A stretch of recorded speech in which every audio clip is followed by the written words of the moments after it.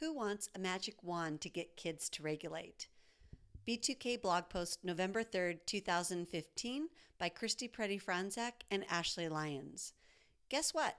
There's no magic required when it comes to helping kids learn to self-regulate.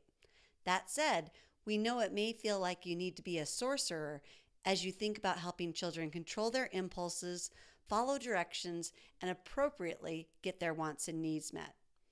However, just like teaching a child to walk, to count, or to put a puzzle together, all that is needed is a bit of intentional teaching. No magic necessary. Further, we certainly don't want to use public displays of children's behavioral performance in order to teach something like self-regulation.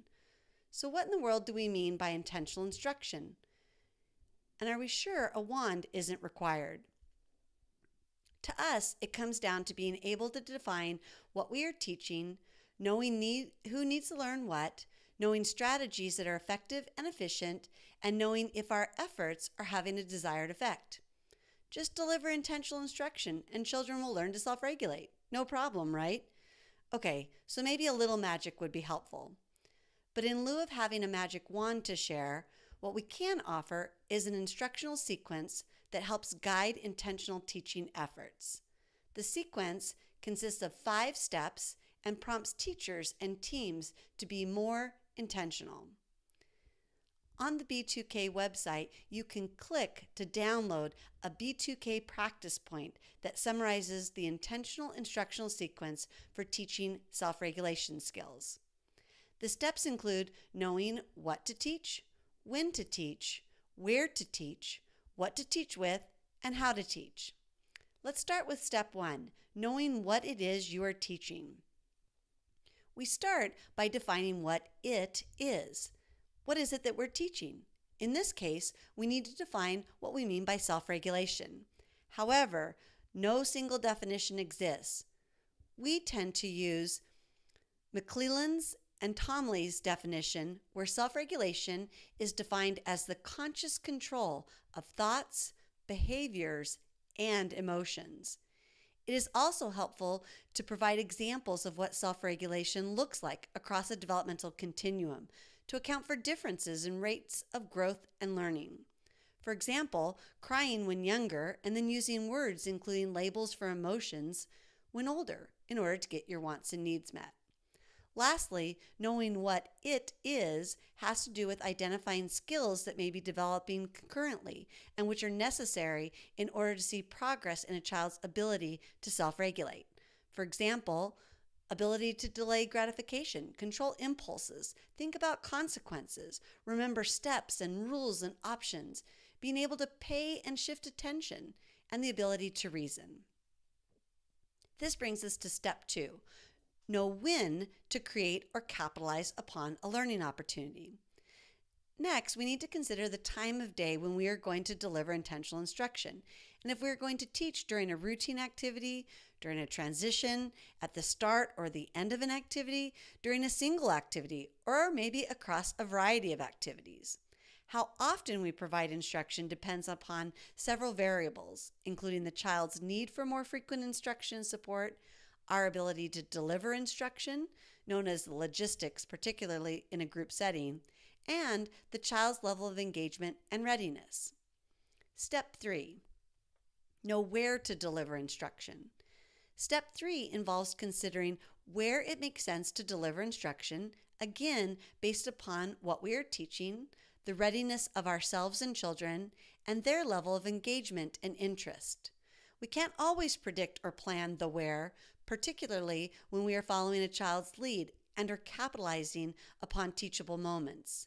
That said, check out Stop, Think, Act, integrating self-regulation in the early childhood classroom for ideas for teaching self-regulation across a variety of daily activities.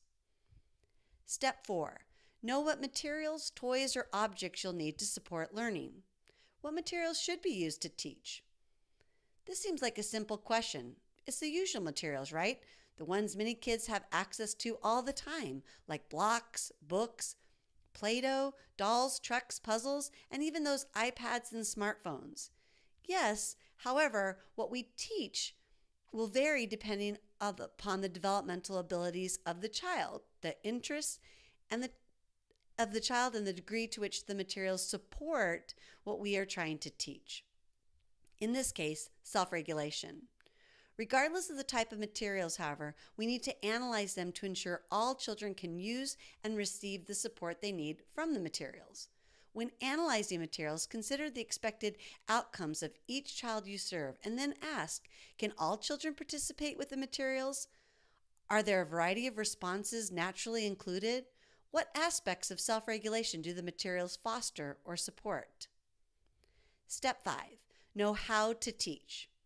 As with other aspects and areas of development and learning, for example, motor, cognition, and language, how to teach self-regulation is enhanced when we understand the predictable, yet individualized and variable sequence that it follows. Examples of sequences include developing from the center of the body outward, from the head downward, from the simple to the complex, and from the general to the specific. As it relates to self-regulation, the primary sequence is moving from external control, where others help the child regulate, to internal control, where the child is able to regulate themselves. Guiding children through this developmental sequence doesn't take a magical set of strategies, which are unique to teaching self-regulation. Rather, what we know to be effective for teaching letter identification, cooperative play, and counting work equally well for teaching self-regulation. For example, we model self-regulation skills. We're intentional by engaging in these 5 steps. We create multiple and varied learning opportunities. We provide scaffolding as needed. And we give feedback that is targeted, specific, and timely. So here's a tweetable. Emotional regulators, listen up. No magic wand, but intentional teaching can work like magic. Today's blog was once again inspired by our aim to create solutions, aka replacement behaviors, for using public displays of children's behavior while still teaching children to self-regulate. In the B2K blog, we've provided links that you can read for other B2K blog posts on giving children feedback and using visual supports to aid in the learning process without using public behavioral charts and cards.